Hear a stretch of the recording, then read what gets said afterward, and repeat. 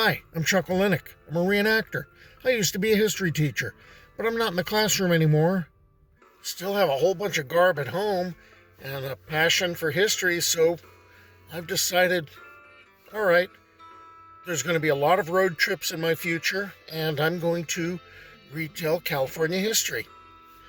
My very first video that I did was on Rancho San Jose. I put that up on my YouTube channel, and it was just the early history of the Pomona Valley.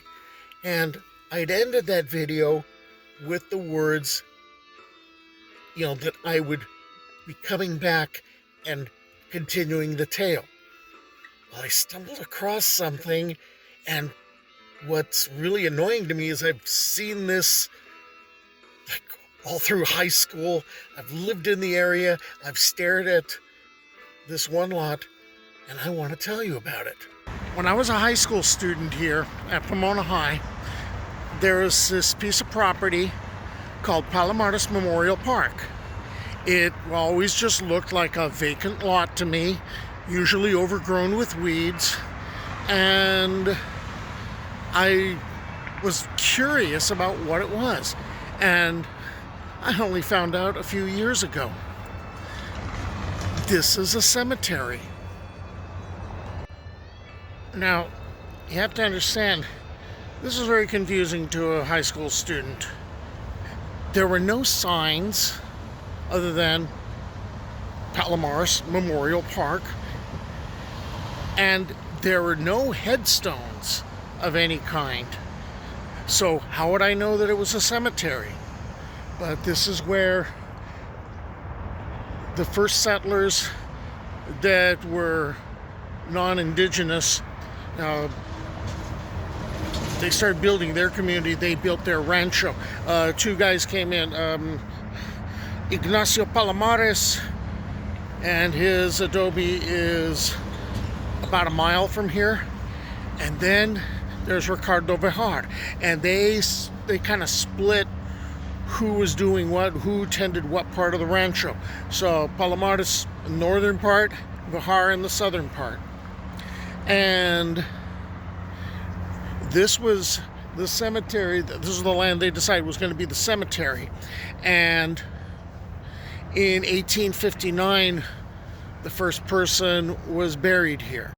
The last person buried here was buried in 1898. And then in 1931, the state of California condemned the cemetery. Oh, why? Because this is a small place, and there were supposed to be between, depending on what you read, 115 to 130 bodies that were buried here. Okay, so a lot of those bodies had ended up being relocated to Holy Cross Cemetery on Lexington in Pomona. Okay, but before that, a lot of gravestones were stolen. One of the attempted thefts was of the headstone for Ygnacio Palomares, who passed in 1864. Reportedly, his headstone fell out of the back of the pickup truck driven by the thieves. The headstone is now in his former home, the Adobe de Palomares, a mile away. So when the cemetery was condemned, and then later the bodies were being moved over to Holy Cross, they didn't get everybody. Because remember, there's differences in the numbers, somewhere between 115, 130, and there's unmarked graves out there. So, I understand that they still keep this locked up. I get it. But it still kind of willies me out to realize there's people out there who had their graves desecrated, and they're still out there. So well after the cemetery was condemned by the state, right, 1931, the old Pomona High School burned, and that was on Holt Avenue, and it ended up getting relocated next door to this cemetery. I find it kind of a supreme irony that the mascot for my high school were the Red Devils, and they're now located next to this cemetery, which still has dead bodies in it. Apparently, the cemetery is also now a site for the homeless people to hang out.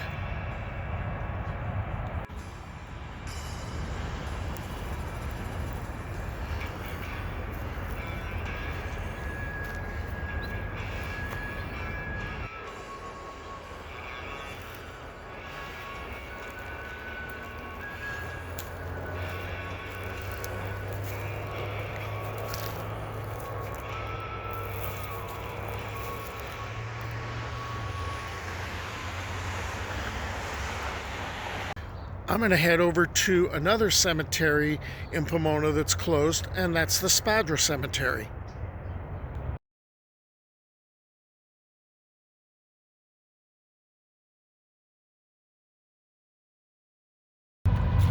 Okay, we're going to talk Spadra Cemetery. We actually have to talk about Spadra first, and that's the town, all right?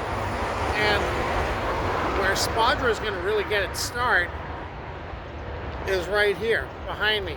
This is the Phillips Mansion. It's a historic landmark in Pomona, and it was built in 1875 by Lewis Phillips, and it was to replace his adobe. And he's basically kind of like one of the big founders of Spadra, and ultimately of Pomona, because this will eventually become part of Pomona. Now let's get into what's going on with Spadra.